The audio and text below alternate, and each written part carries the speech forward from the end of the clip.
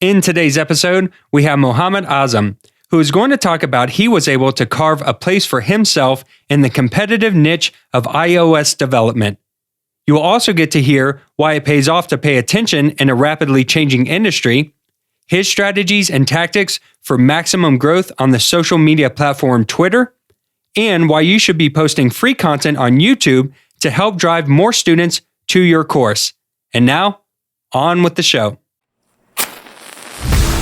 Welcome to the Online Course Igniter podcast, where you'll hear from successful course creators and how they were able to turn their passion into a thriving online business empire. Hey everyone, thank you for checking out the show today. We have iOS development expert Azam on the show with us, who I've actually known for quite a while and has done some really great things in the online space. And I know his business has been growing and getting bigger, and it's great to catch up with you. And I'm excited to just have a conversation with you and see where things are going. So how are you doing today? I'm doing great, Jeremy. Thanks for having me again. Yeah, definitely.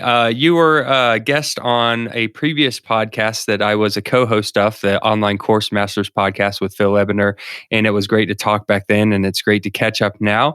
But for anyone listening who isn't familiar with you, I always like to go back and just get a little bit of history on the guest and hear how they got started into this world. So if you could just briefly tell us, what were you doing before you got into online courses and online business? Yes, so my name is Mohammed Azam. I go by Azam. So I am a software developer, started in 2004, 2005 with .NET Technologies. And in 2010, I jumped into iOS platform, worked with very large companies, very large retail companies in Houston, Texas. And during the time of 2015, I found Udemy. I'm not sure, I don't remember how I found Udemy, but I found Udemy. I applied for an instructor, got accepted. And at that time in 2015, probably around July or August, I released my first course, and I made probably around $20, $24 in first month. And that course got obsolete in like less than a month because Apple released a new version. And then everything that I did for that course was kind of obsolete. It wasn't even working. So that was a bummer, but I just continued on to creating new courses and courses and courses. Couple of years later, when Apple released ARKit, that when I published my first course, it was the first course in the world for ARKit development, augmented reality. And that really got famous. And that is when I started investing more and more time into creating online courses on Udemy. Okay, awesome. Yeah, we'll definitely pick apart all of that and go through that. But thinking back to when you first started that very first course, and yeah, I've been in the software niches before, and that's always a bummer when you create this long, great, extensive course and then a new version comes out and you got to kind of do it all over again. So that is one thing that you do have to think about when doing courses. And I'd like to ask you a little bit more about that here in a minute. But thinking about to that first course, what was it like for you? What were you thinking? Had you made videos before? Have you taught before or done anything like that before? Absolutely. So probably around 2004, so it's pretty old, 2004, 2005, 2006 even, I was recording these development videos where I'm recording my screen and coding for YouTube, as well as a company called ASP Alliance. So they were purchasing my videos. As I was creating them, I would give it to them and they will pay me some amount for each single video. So I had a large, long background experience in creating these videos, either for YouTube or for different companies. So jumping onto Udemy was more of a very, very easy jump or transition from YouTube and other sources to Udemy for me. Okay, cool. So you had a YouTube channel that was long withstanding. Do you still have that same YouTube channel today? I still have that YouTube channel. I'm not that active, but I still post like maybe one or two videos a week. I try to at least. And now I'm going for more longer videos on YouTube rather than like 5 or 10 minutes. I go sometimes 30 to 50 minutes videos. Okay, very good. Okay, so you're posting these videos on YouTube, and then it comes around that there's this platform out there where you can upload these courses and make money. And then so you put these courses up, and it's funny you said $20 or $24 because I think that's about how much I made when I first started too. And then this new version of iOS comes out and you have to redo the course. What were you thinking at that time? I mean, some people would have just thrown up the hands right there and been like, I'm not doing another one. It's definitely very, very, a lot of work. I mean, I was thinking, oh my God, I have to record the entire course. Like, it's not like an article that you can just go and edit it and you're done. You literally have to re-record the whole thing. So that course was, I believe, if I remember correctly, it was about like MapKit, so Apple Maps. And I couldn't do anything with it. I had to re-record it later on. But whenever Apple puts out a new version, that definitely causes issues, and there's no stopping to that because they will keep on improving things and adding things and removing things. So you just have to keep up with it. Sometime if the difference is so big, I end up creating a brand new course. But sometime if the difference is like, oh, well, okay, this few things have changed, that's okay. Then I just add a couple of lectures and tell people that, okay, well, everything is same, just these four things have changed. That's it. So that's my strategy at this particular moment. Yeah, that's a smart strategy, being able to update the small changes and then as the big changes come through, just redoing it entirely and giving a new experience. When you redo those new courses, is it easier to get the older students in those new courses? Because I know from experience, sometimes it would be kind of beneficial because I could push people into the new course, but then other times you'd have people might complain, oh, I just got this course and now I got to get another course. So, how were you handling that? I think it's in technology, it is pretty easy because they also want to jump and learn the new stuff that Apple released or some other platform has released. So there is one course about server side Swift. It's about making servers in Swift language. And I created the first course, then they changed. I created the second one, then they changed, third one they changed, and then now fourth one. So the previous customer, all the previous students, they got enrolled into first one, second, third, and now fourth. So they're pretty happy with it that I'm keeping up to changes, and they're still asking that, hey, if the new version comes out, maybe in a year or two, will you update? And I usually tell them, well, it depends on what the update means. It might end up being a brand new course. Gotcha. Okay, cool. So you go out and you're making some of these courses, and then the augmented reality came out. So the AR kit course is what really came in and made you see some success. So what was that like? You had found out that this was a new tool or a new thing that you could create a course on, and then you decide to just build something around that idea. Yeah. So sometimes I've seen that with programming courses, and especially with these technologies that is changing so much so rapidly, it does pay off to be the first. And with augmented reality, with AR Kit courses, I immediately dive in to augmented reality. I start creating videos on YouTube, posting it on Twitter, and also working on the course. And I think it took me a couple of months to create the course. And since it was the first ever course on Udemy on that particular technology, and everyone was like excited about AR Kit because it was just brand new. Everyone wanted to learn, so they kind of like dived in and started, purchasing the course that I created.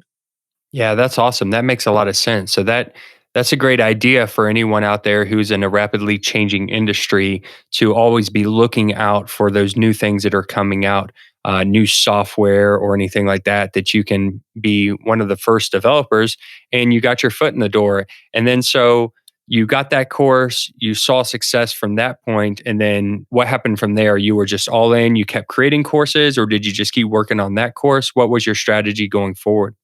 Yes, after I launched that course, I provide a lot of updates. So I think it started with like 9 hour course, and then it ended up being probably around like 20-hour course now with the updates. So all of those people were getting like 10 or 11 hours for free. After that, yeah, I just start jumping into different courses, different technologies. Every year, Apple does a conference which is called WWDC, and that happens in California, or right now it's remote. And in that conference, Apple released some new frameworks like augmented reality or some other frameworks like Swift UI. And that is the time in June, particularly in June or July, to start creating these new, brand new courses on the brand new technologies. So investing a lot of time. So that's what I did. When Swift UI came out, I was the second one on Udemy to create the course on Swift UI. And again, it started with like 9 hours, but now I think it's like 24-hour course with the updates. So course after course, or subject after subject, I just start creating these courses, and I was seeing that people are liking the courses, and once they enroll in one course, they're like, oh, you have a course on this, so I'm just going to check out that course also. So they enroll in that course. And then it kind of like started kind of like a domino effect that one person started enrolling in like 4 or 5 of my courses and they become kind of like a fan. So whenever I release a course, they automatically enroll. Yeah, that's definitely one of the powerful ways of producing new courses is being able to generate new traffic and new sales because you do get those followers. You get those people who want to take everything that you have because they like you so much. And so whenever you are creating these courses, I know that there's some different trains of thought, and anyone who's not from, say, a marketplace like Udemy and taking these big technological courses, 9 hours, 10 hours, 20 hours sounds like a lot. But it sounds like one of the strategies that you do is that you're constantly updating and adding more information into these courses. Why do you feel that it's important to just keep adding more and more and more instead of creating, new courses or smaller courses around one subject? Yeah, so depending on how much the course has covered, I'm always learning new stuff. Like for Swift UI course, I'm always learning new techniques. Like I think recently, just 2 days ago, I published a authentication, how to do authentication in Swift UI. So that course or that particular video I created for YouTube, but I also can publish on Udemy as a additional video.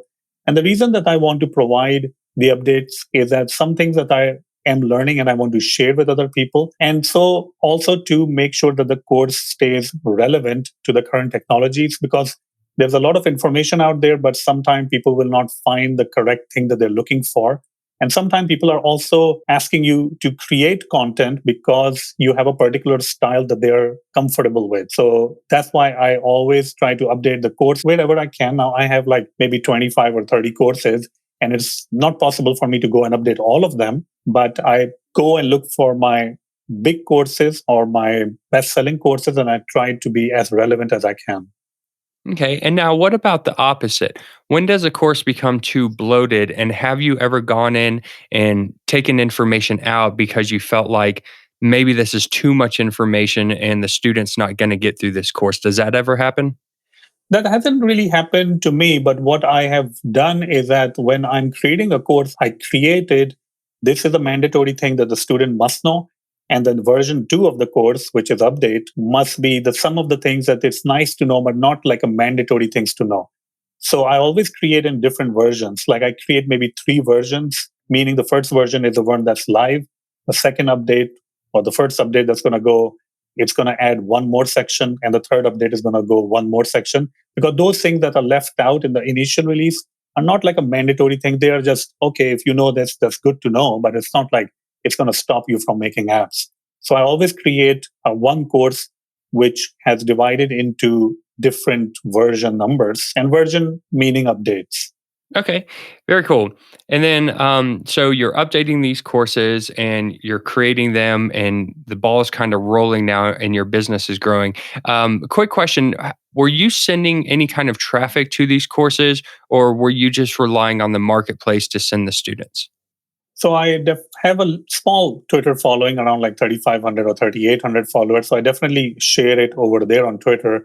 Apart from Twitter, whenever I create a course, I create additional videos for YouTube and I publish it on YouTube. And then right at the end of the video, I would say, well, if you like this video, then perhaps you would like to check out a complete course, which is 9 to 10 hours on Udemy. And I give them like a referral link or some sort of a coupon. Apart from that, I have tried Medium, but I don't really like writing that much. So I'm not more of an author. I mean, I have authored thousands of articles, but it's like a very hard chore for me that I don't really want to do. But sometimes I do publish articles on Medium. But apart from that, yeah, that's YouTube is the biggest factor. Okay, and then all that traffic you're just sending back to Udemy, and then the great thing about that is typically their algorithm will take over, and then it'll help promote your course more, right? Absolutely, yeah. So I just released a course maybe 2 weeks ago, and I send all the traffic from YouTube and Twitter to Udemy, and now that course is the bestseller, and it's a brand new course, so it's selling well. It is available to all the users, and all the traffic is going to that. Hello, course creators. Are you struggling with marketing and selling your online course?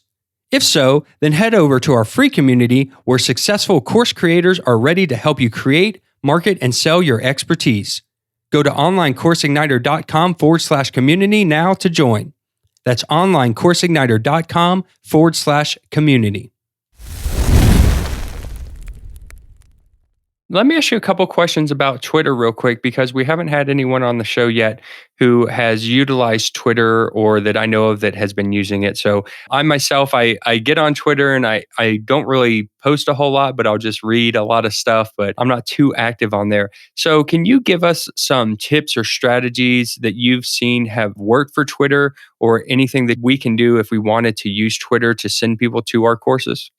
I think one of the things that I would share is don't just use Twitter as an advertising platform. When you are using Twitter, also try to share knowledge and become part in other conversation. If one person on Twitter is saying that, okay, they're having issues with some sort of a code, so kind of like help them out, guide them also if you can, but also post articles, post free articles, free videos, free YouTube stuff, discount coupons if you want to, and webinars. I also post Clubhouse links. Sometimes I'm hosting Clubhouse channels. So I post that, hey, and obviously Clubhouse is free. So everyone who has an invite can join. So don't become kind of like just an advertising platform, but become like a real human being so that people on Twitter can appreciate and they follow you as who you are and not like some sort of an advertising medium. Okay, so people are getting to know you, you're building your brand, your authority, your trust, and they're getting to like you. And then at the point that you do want to send them over to the course, how are you doing that? Do you just post a link? I know hashtags are big on Twitter. So what does it look like when you're ready to send someone back over to your course? Yes, I post a link, like a discount coupon, whenever I release the course, along with the hashtags. And sometimes I give them kind of like a small preview of the course also that, okay, this is what we will be covering. I mean, they can obviously see that in introduction and promo, but sometimes I give them obviously free videos and all those things that they can utilize and see that what the course is all about. Okay. And are you using any kind of software for Twitter? I know there's some software for messaging or for hashtags. Do you have anything like that that you use? No, I just use Twitter. That's the main website. And I usually schedule my tweets so they go off at a particular time, close to around like maybe 11, which will be Central Time, so that it will be 9 in California and 11 in Houston. But I like to schedule it kind of like before lunch. Okay. So that way you're hitting like the audience at the best time of the day. Yeah, at the start of someone's day or right before lunch for most of the day, people. Yeah. And then what about the hashtags? Do you just put in hashtags that you think would be relevant, or do you have a way of finding hashtags? For Twitter, I just know already the hashtag. If I'm posting something with a particular technology, I will just use the hashtag and post it over there. For YouTube, I believe there is something called vidIQ, which can recommend the hashtags. In YouTube, you can even put the hashtags right within the description so that these hashtags will appear right inside the title or just below the title of the video. And people can click on that hashtag and they can see all the relevant videos which are marked with those hashtags. Okay, cool. And then regarding YouTube, what are some other things that you find work there? I know with YouTube, you can have cards or annotations. Are you using anything like that? Any of those end cards at the video to send people to your website or your course? So my advertisement that I do on YouTube is right at the end of every video that I produce. And it's more of like a live thing. So I will record the video, meaning I will record the actual coding video and I will just go to the actual course page and I will just talk about that. Hey, if you want to support my channel, then the best way would be to check out my Udemy course. So it's all live, it's all embedded into the actual video. So there's no way to take it out also. And I think that's a little bit more natural for me to just talk about within the video, just at the end, talk about the course itself. Okay, so are you saying that you're showing an actual preview of the landing page of that course? Yes. Okay, so you give a tutorial. You're going to teach someone how to do something with, say, ARKit, and you've taught that in that video. And then at the end, what would you say? Maybe a minute or so, you're previewing your course and saying you can go sign up here by using this link. Pretty much less than 20 seconds. I would Okay. spend, like I would go to the the actual course page and I will talk about the course that, hey, if you like this video, well, there's like 20 more hours of content that we haven't covered. And you will be interested in that. Awesome. Very cool. And are you using, you mentioned vidIQ. Are there any other tools that you're using for YouTube that help with keyword research or anything like that? Or are you just coming up with ideas and posting what you think people would want? Yeah, I just usually go on in private mode. I go on YouTube and I search for a particular video category, let's say Swift UI technology, and I would see that what other people have used to hashtag it, and I would probably use the same hashtag as they're using. But apart from that, I don't really use any other tools to recommend me any hashtags. Okay, very good. Is there any other tips or strategies that you see that work really good with YouTube, or anyone who wanted to start a YouTube channel should know before they got into that world? I think definitely post free stuff on YouTube. And the reason that you're posting free stuff is that people can know how you teach and they will learn your style or they will appreciate your style of teaching, which is different for everyone. And when you post something free, whether it is 5 minutes or 15 minutes or 30 minutes, people who are watching, the audience, they will have more confidence in your product that you're trying to sell them later on. So if they have formed that confidence, they will immediately buy your product, which is with YouTube. I mean, if I put something that, hey, I'm working on this course and I show them a preview, most of the people will be like, oh, yeah, I can't really wait. And I'll just buy the course whenever it's released. And they usually do end up buying those things. So start with putting out free stuff on weekly basis and then promoting your course at the end or wherever you want to promote it. You can definitely promote it, but give something to the audience for free so they are comfortable with your style. Perfect. Perfect. Okay, great. So, what about the community aspect? So, as I talk to other people, I found out, a lot of people will have the content, say, on YouTube and a channel like, say, Twitter or Facebook, but then they might have some kind of community aspect, a forum, or maybe they're using a Facebook group. Do you have anything like that set up? I did created a Facebook group, and I do sometimes share articles, but it's not that active anymore. From community, I just use Twitter for mostly. So it's not like a community for people who are students. It's more of people who just want to follow me. And my DMs are open always, so they can message me if they want to. But apart from Twitter, I don't have any community related to the course. One other thing which you talked about community is a very important thing is when your course is online on Udemy, one thing you should always do is to make sure that you answer the questions that students are asking in a timely fashion. Don't skip those questions and don't say bad words to students if they don't understand what you're talking about, if they are just beginning. I would say you should always answer the question under 24 hours. And that is something that I'm very good at because I have Udemy app on my phone and I can quickly answer questions on the phones. And that can really make a very big difference on how likable your personality can become with the students because they know that this person actually cares about customer service and is trying to help you out. Okay, cool. That's great. That's a great segue because I wanted to ask you about student interaction on the platform. So, talking about Udemy specifically, once you have a couple courses, it's pretty easy to go in there and answer those questions and respond to reviews and help the students. But as you have more courses, your student base grows and you start getting thousands or even hundreds of thousands of students, it can be very hard to keep track and keep up with all of that. So, do you have any tips that you can give to someone who's kind of in the weeds when it comes to responding to messages? Are you hiring someone to help you, or are there any strategies to interacting with the students on the platform? So right now I have close to, let's say, 55,000 students or 60,000 students. I usually get around not that many questions in a week. I would say around maybe 10 to 12 questions a week. There can be some students who are beginning and they're taking my course or some other course and they will ask a lot of questions. So my first idea is to make sure that they have looked at all the resources that I have added. And most of the time, what they're doing when they're learning programming, at least, is they're just skipping. They're skipping one lecture, they're going to the other one, they're going to the whole section they skipped, and now they have no idea of what I was talking about in the previous sections. So one advice I always give to my students is, well, don't skip. You have to learn incrementally. If you're advanced developer, then maybe you can skip. But if you're beginning iOS development or any kind of development, you have to go step by step. And the second thing I always recommend to my students is always make sure that you download resource, which means coding examples that I have done.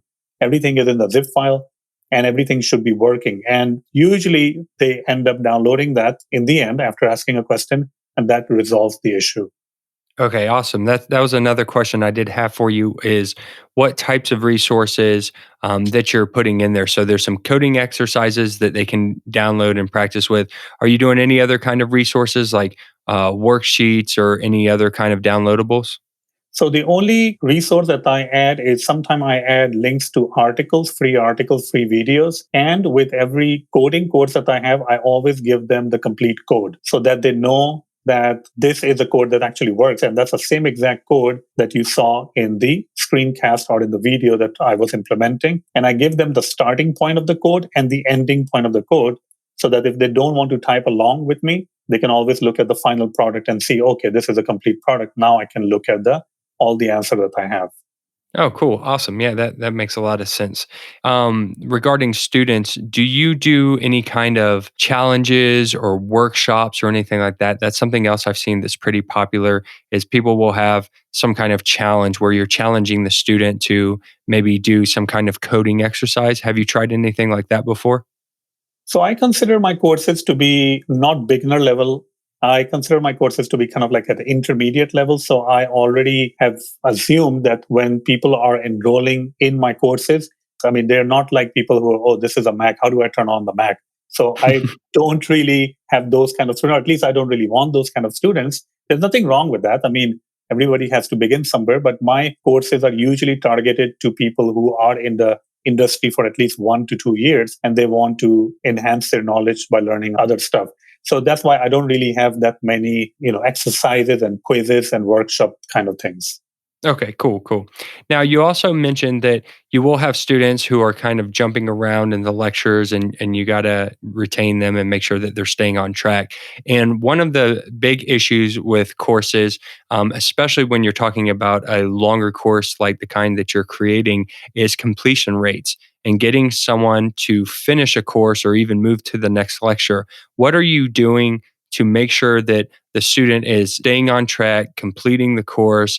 And how are you resolving the issue that just typically most people who buy courses don't ever finish them? So most of my courses, as you know, are programming courses. So what I have done is that my courses are more of a project-based approach. So in one course, I will create 3 to 4 projects. So hopefully they will at least begin or and finish one of the projects.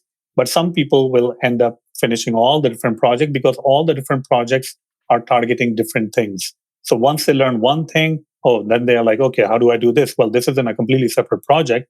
So you have to go through the whole project and then finish it. By creating a project-based course, it allows them to finish the projects. And by finishing the projects, they kind of finish the course.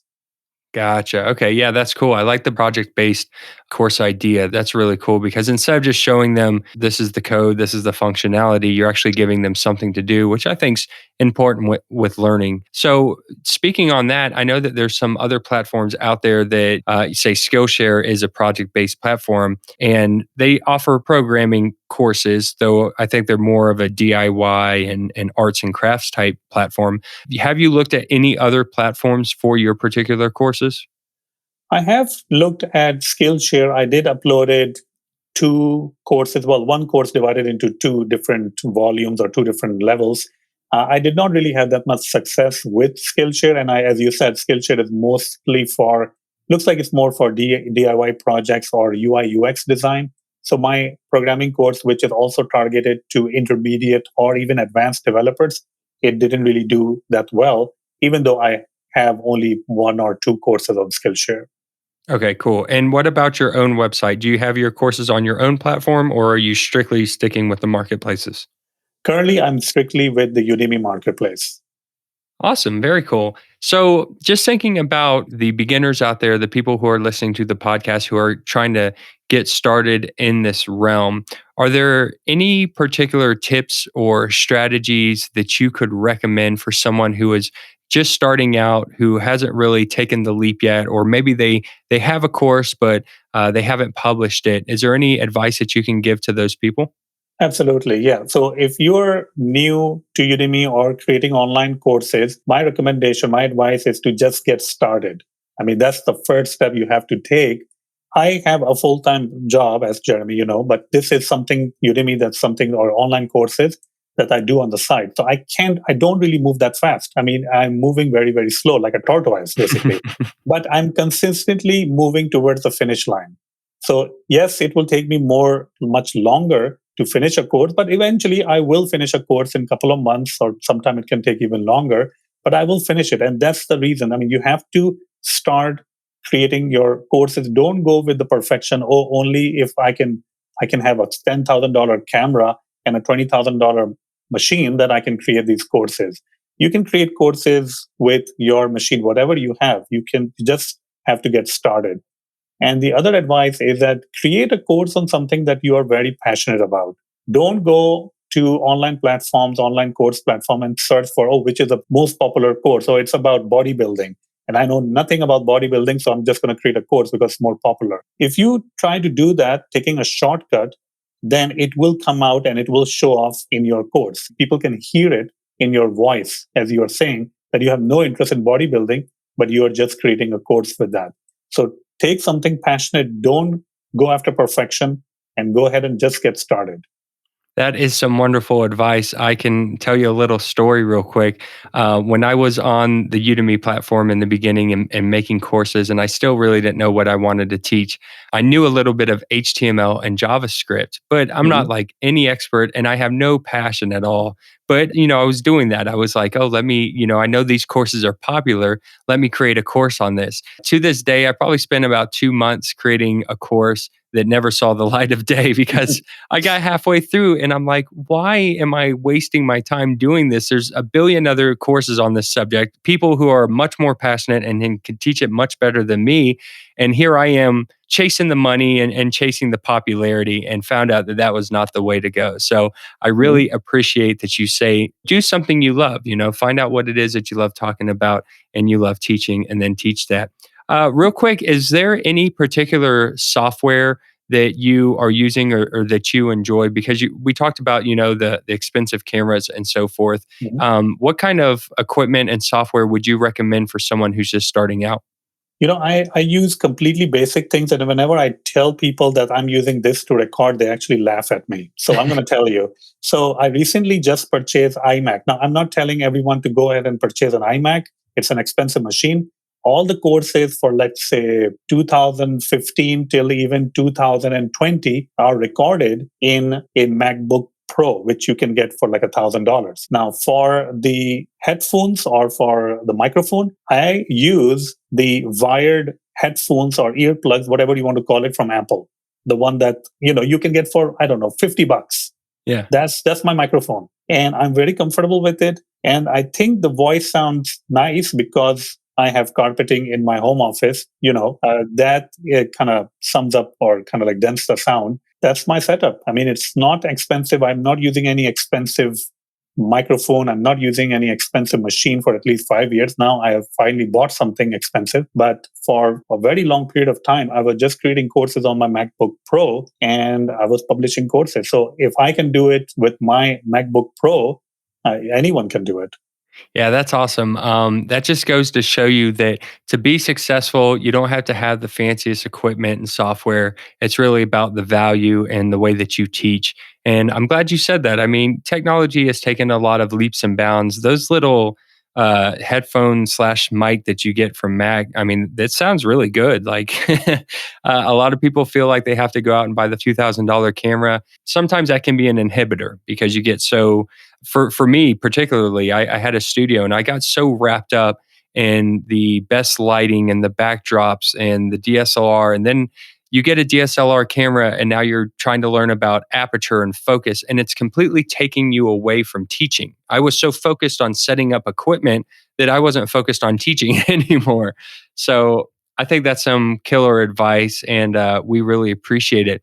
So looking out a couple years into the future and just thinking about like if you were to get exactly what you wanted and your business grew even more, what would you like to accomplish? Where do you see yourself going forward? So Udemy, as I've told you before, is not my main source of income. I actually teach web development at a boot camp called Digital Crafts, where I teach full time. That's my full time job. So using the Udemy income on the side has allowed me a bit of freedom. It has allowed me to pay off my mortgage. It has allowed me to invest some money into different, investments like stocks and mutual funds and all that, and to save up for, or still saving up for colleges for kids. I think for a few years from now, for 5 years from now, I would still like to be doing Udemy on the side and creating courses. And being in technology, it always gives you kind of like a little bit more advantage because every year something gets released, either by Google or by Apple or by someone else, and I can learn it. I'm not going to say I make like a lot of money from courses, but whatever I make, I'm pretty happy with it. And I want to go back to the good old days of when we just learn things for fun. And that is for me, that's for Udemy. It's not like my main source of income, but it allows me to just learn different things. And people always ask me that, well, how can you learn so many different things? And it is by using Udemy and online course platform. When you have to teach, you have to also learn. And that has what it has allowed me to do. And I want to keep doing it for the, foreseeable future. Man, that's awesome. I love to hear that. And that's some great advice too. So we just appreciate you so much being here on the show today, coming on and giving us your time and telling us your story. And if anyone out there wanted to learn more about you and your business and what you got going on, where can they find you? The best way to follow me, it will be on Twitter. I am at Azam Sharp, AZAMSHARP. That's where you can keep up to date with all my article, videos, courses, and everything. So it will be on Twitter. Perfect. Very good. Well, we'll make sure we link that up in the show notes. And thank you so much for coming on the show today. I appreciate you. And it just sounds like you're doing great things. And I just want you to keep it up. Thank you, Jeremy. Thank you so much for coming on the show today, Azam. You can find out more about him and his business by visiting azamsharp.com. Or you can get the show notes of this episode along with links and resources by visiting onlinecourseigniter.com/39. Come back next week for another exciting episode. Thank you for tuning in to the Online Course Igniter podcast. Make sure you subscribe wherever you're listening so that you don't miss an episode. If you would like to learn more marketing strategies and how to sell your online course, then also check out our free community where we share tips, tricks, and tutorials at onlinecourseigniter.com/community.